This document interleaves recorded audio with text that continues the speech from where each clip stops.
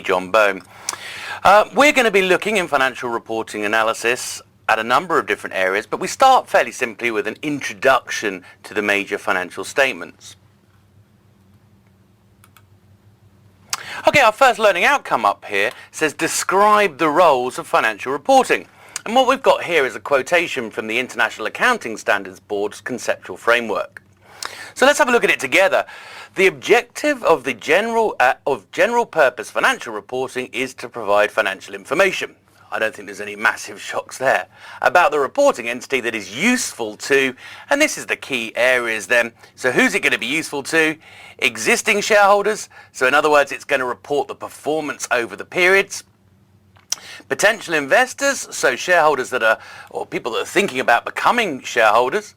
Lenders, people that are thinking about providing the company with finance by the way of loans or maybe buying bonds, and any other creditors in their decision-making role. Okay, so it also says, what's it going to tell us about? It's all about providing resources to the entity. So it's going to give information to both the shareholders and the debt holders of the company when they're making their decisions, whether to buy shares, whether to provide loans, etc. So notice it then finishes up by actually kind of reiterating this.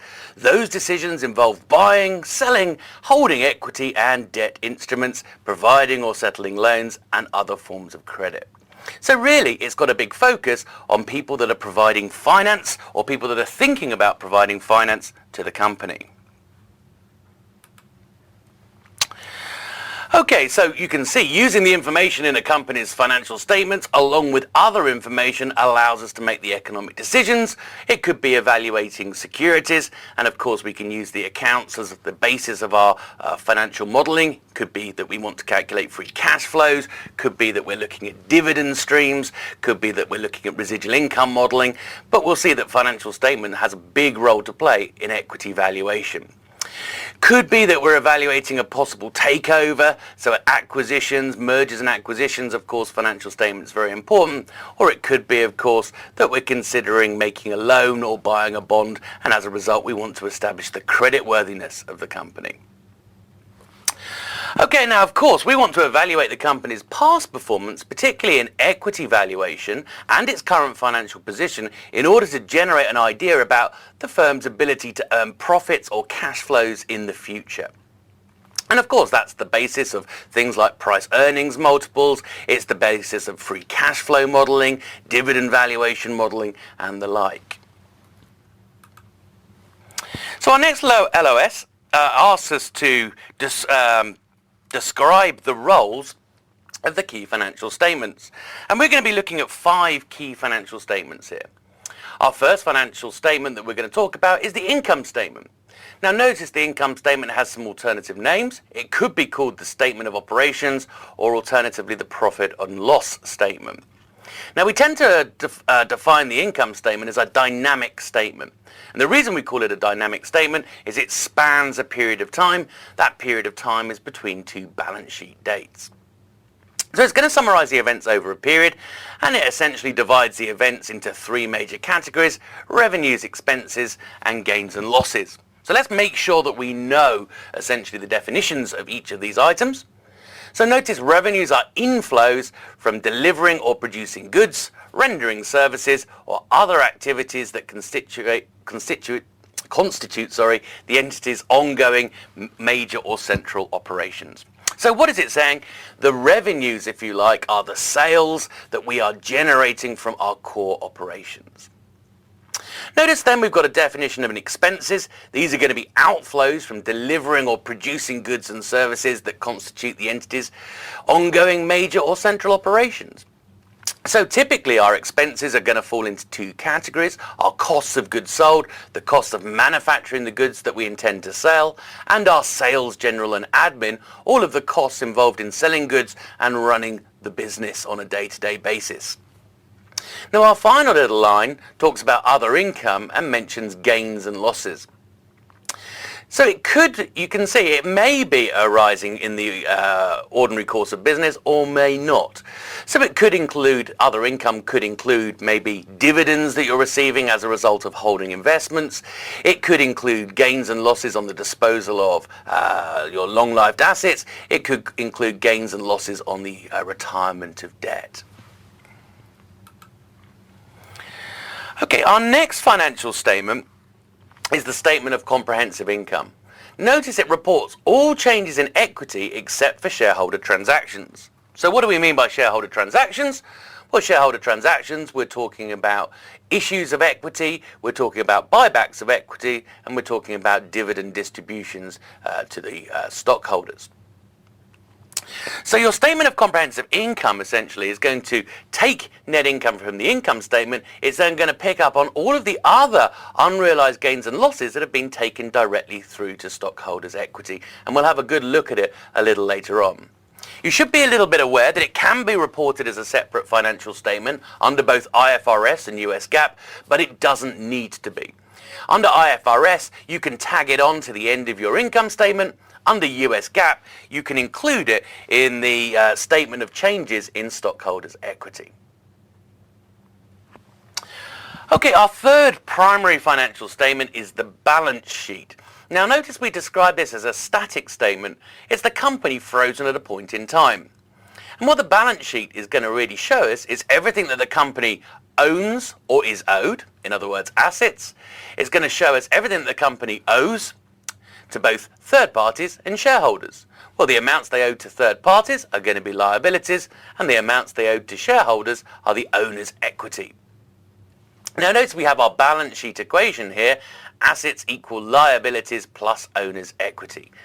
So essentially we can rearrange that and say assets minus liabilities equals stockholders' equity, the key balance sheet equation. This must always hold true, and it's why a balance sheet is called a balance sheet. The mechanism of making sure that assets equal liabilities plus owner's equity, of course, is double entry bookkeeping. So let's have a little look at our definitions here. Assets are resources controlled by the firm, and the basic idea therefore is an asset will lead to a future inflow to the company. Liabilities are amounts owed to lenders and other creditors. Really, these are amounts that are owed to third parties rather than the shareholders. So these are going to lead to future outflows to the company.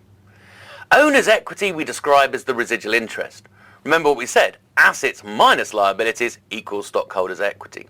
So if we take the assets, subtract the liabilities, anything that we have left over, well, that belongs to our common stockholders.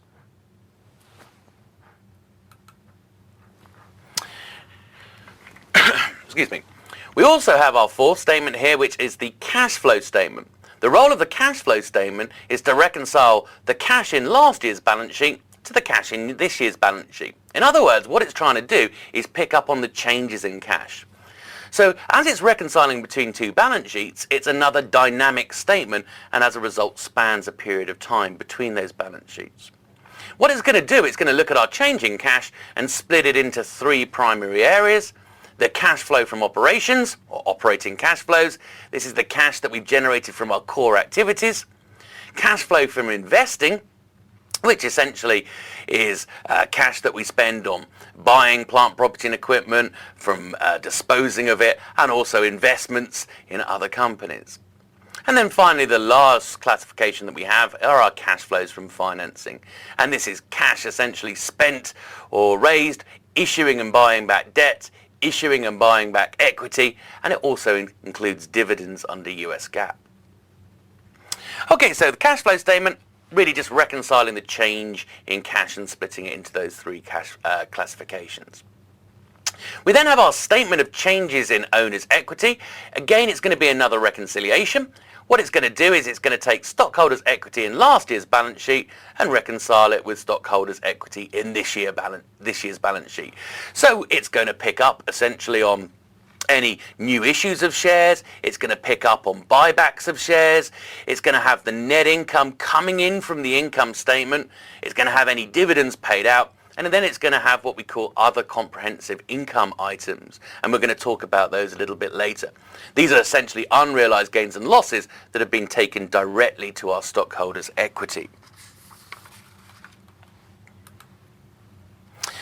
Our next LOS asks us to describe the importance of footnotes and supplementary schedules. Okay, so these are really going to back up and give us more information on our primary financial statements. In particular, some of the first footnotes that we see set out the basis of presentation, and they set out the accounting principles and assumptions used.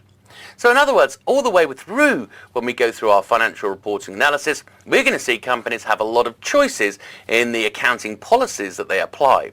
And within those choices, they need to make various assumptions in order to record the figures in the balance sheet, income statement, etc.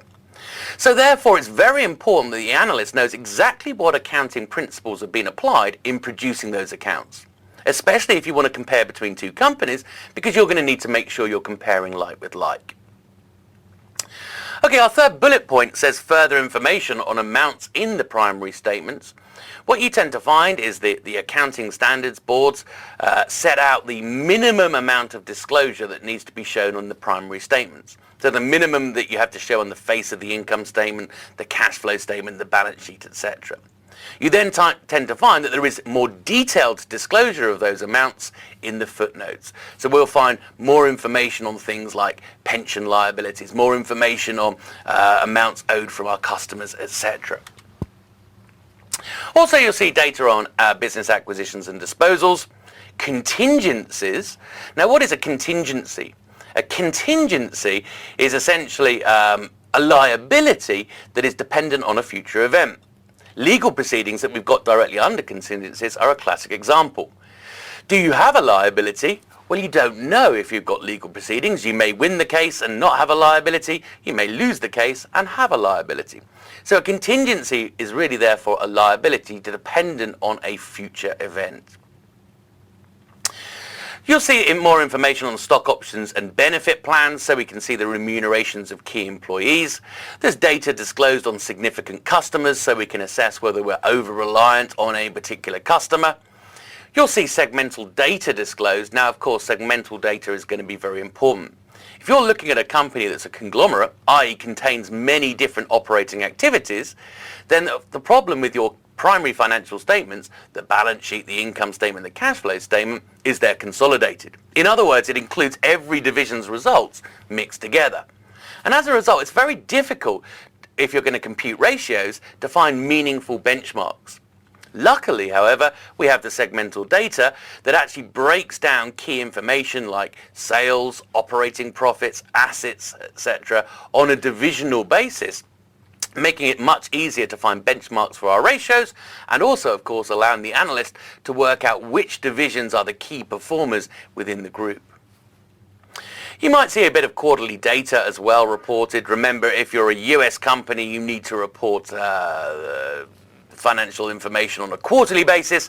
Remember, if you're European, typically it's a semi-annual basis.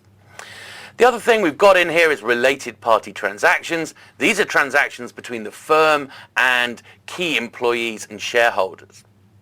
What, of course, we want to make sure is those shareholders are protected and that assets are not being transferred to people below their fair value.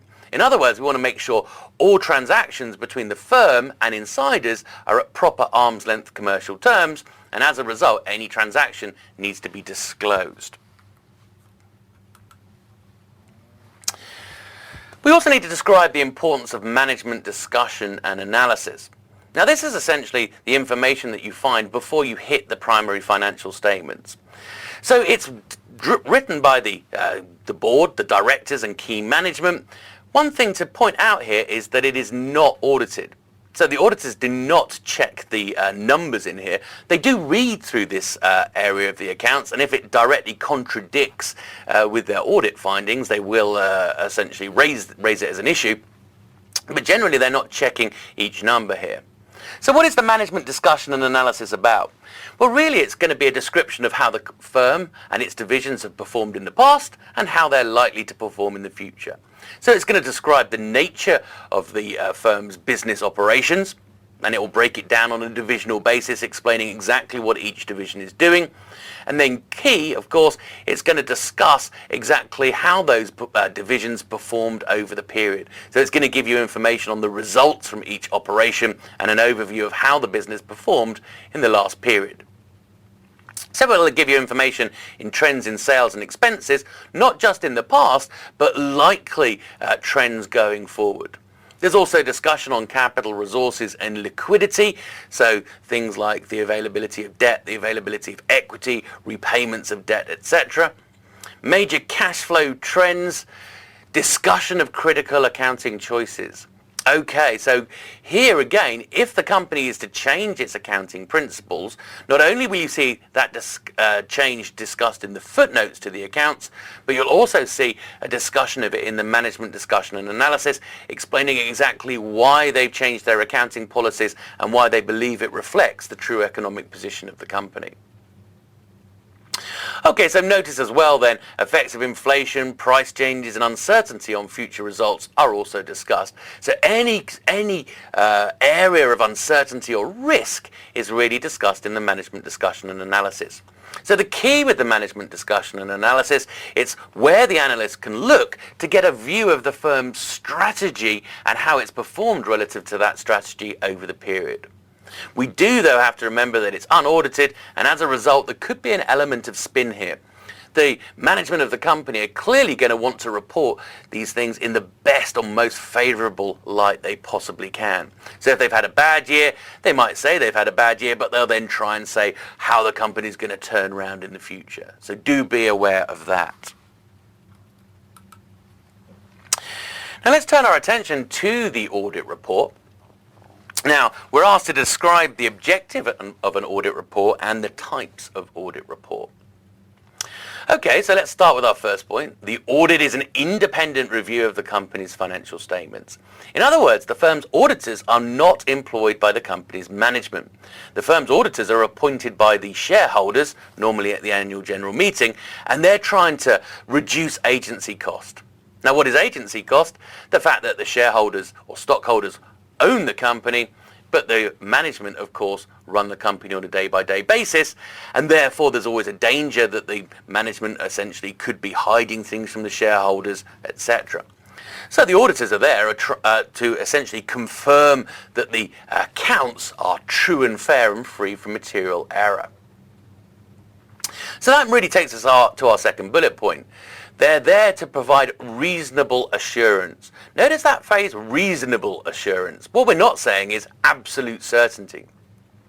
So they're checking for reasonable assurance that the financial statements are free from material errors, whether they are genuine errors, i.e. accidental errors, or whether they're caused by fraud. It's reasonable assurance normally because the audit is performed on a sample basis. They sample transactions and their audit methodology is designed to pick up on material errors. Now, what is a material error? Well, materiality is defined by the auditors themselves, and materiality is deemed to be something that is so significant that it actually affects the opinions of the users of the accounts. Sorry. So let's have a look at our audit opinions. And there are 4 opinions that we need to be aware of for our exam. First of all, an unqualified audit opinion. And this is what firms are hoping for. This is the clean opinion. This is the auditor saying, in our opinion, these accounts are true and fair and apply the correct accounting standards. So if you're a listed company, you need to receive an unqualified audit opinion. What happens if the auditors find errors? Well, of course, the company does have the opportunity to correct its accounts. So you can correct accounts and get an unqualified opinion. Now, what is a qualified audit opinion? So this time the auditors have found a transaction and they disagree with how it's been accounted for. Now, of course, the company could then correct the accounting and get an unqualified audit opinion, but if they refuse to, then they're going to get a qualified opinion. Sometimes we refer to these as except for opinions. What the auditors are saying is, except for the treatment of this particular transaction, we believe the accounts are true and fair. And then they will go on to detail exactly what they disagree with. More serious than a qualified audit opinion is an adverse opinion. This time the auditors are really saying, we do not believe the accounts are true and fair. In other words, they believe that there are errors or incorrect accounting principles that have been applied that are so pervasive that you cannot rely on these accounts to give you a true and fair view of the company's activities and financial position. Then our final one is a disclaimer of opinion, sometimes referred to as a limitation of scope. This time the auditors are saying they simply weren't able to find the relevant information that they required in order to form an opinion. They can't form an opinion, they couldn't get the data they required to substantiate the figures in the financial statements. Notice under US GAAP as well, but not under IFRS, the audit report also needs to provide an opinion on the company's internal controls, and this is part of Sarbanes-Oxley in the US. What are internal controls? Well, these are the controls operating over the company that are designed to minimize the risk of fraud. So let's have a look at some of the data as well that you see disclosed in an audit report. First thing you tend to see is that the auditors set out that it is the responsibility of the management team to prepare the accounts, not the auditors. Why? Well, again, a lot of stockholders incorrectly believe that the audit firm produces the financial statements. They don't. All they're there to do is report on whether those financial statements look true and fair in their opinion. They also state the independence of the auditors. In other words, they state that they're employed by the stockholders, the shareholders, and not the firm's directors. Okay, they'll also make a statement that they're properly prepared in accordance with the relevant GAAP, which stands for Generally Agreed Accounting Principles. And we're going to see two forms of GAAP as we go through financial reporting analysis. We're going to see US GAAP and International Accounting Standards. International Accounting Standards, sometimes just referred to as IFRS, International Financial Reporting Standards. Whenever you see IAS or IFRS in the syllabus, they can be used interchangeably. Okay, so they're checking that these accounts are prepared in accordance with the proper accounting standards, and they've provided their audit to provide reasonable assurance that these financial statements are free from material misstatement. Remember this reasonable assurance because they're using sampling methodology when they're performing their audit. Okay, and of course the auditors also need to form an opinion on whether the accounting principles and the estimates chosen by the firm are reasonable. In other words, what the auditors have got to assess is whether the accounting policies and estimates chosen by the firm actually reflect the true economic substance of the transactions and the position of the firm. If they don't, then they shouldn't be agreeing that these accounting principles are correct. They shouldn't be agreeing with the estimates. Okay, we're also asked to be a little bit aware of supplementary sources of information. So what other information can we get hold of that will help us, essentially? So we've got quarterly and semi-annual reports. We've mentioned these already. If you're a listed company, if you're listed in the US, the SEC requires you to produce quarterly accounts. And these are just updates of your major financial statements, balance sheet, income statement, cash flow, and footnotes. Of course, if you're operating normally within Europe, then most of the exchange requirements are for semi-annual reporting. Proxy statements, and this is typically more relevant to the US than elsewhere. A proxy statement, well, these are held and filed with the SEC, and proxy statements need to be sent to all of the shareholders before there is a shareholder vote. And the key point is they contain information regarding what the shareholders are voting on. So it could be board elections, management compensation, stock options, removal of auditors, appointment of auditors, removal of directors, etc. So before there's any company vote, it's set out in a proxy statement so the analyst could look at the proxy statement to get a good idea of what corporate resolutions the company is likely to have in the future. Of course, we can look at corporate reports and press releases that are written by the management themselves. And then, of course, finally, economic and industry data, whether it's trade journals, whether it's newspapers like the Financial Times or the Wall Street, or, of course, government agencies themselves as well. Our last little LOS in this particular area asks us to describe the steps in the financial statement analysis framework. And notice we've got 6 steps.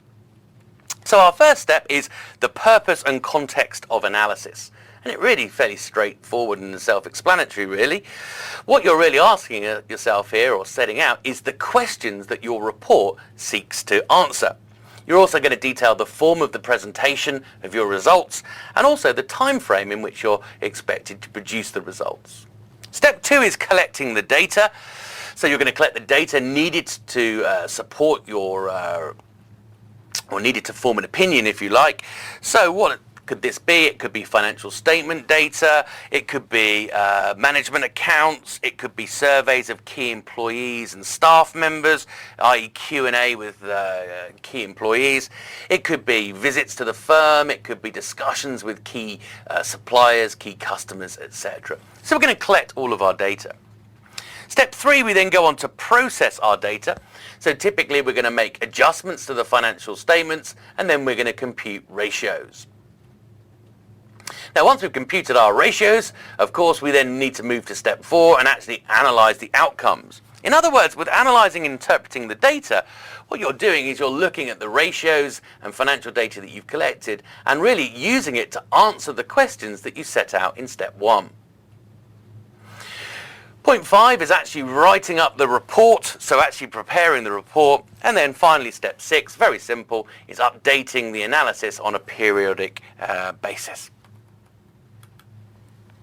Okay, so let's have a little look at a question here. So regarding the report of independent auditors under US GAAP, the audit report, well, let's have a look. A, is unqualified if the auditors disagree with the firm on the treatment of some items. No, of course, that would be a qualified audit report. Must provide an opinion on the firm's internal controls. Well, remember, this is true under US GAAP, but not under IFRS, but the question specifically says US GAAP, so it looks like B is our answer. Let's just check with C. Does not apply to the footnotes to the financial statements. No, of course, the audit report does. It covers the primary financial statements and all of the footnotes. What it doesn't cover, remember, is the management discussion and analysis. So hopefully, our answer is B.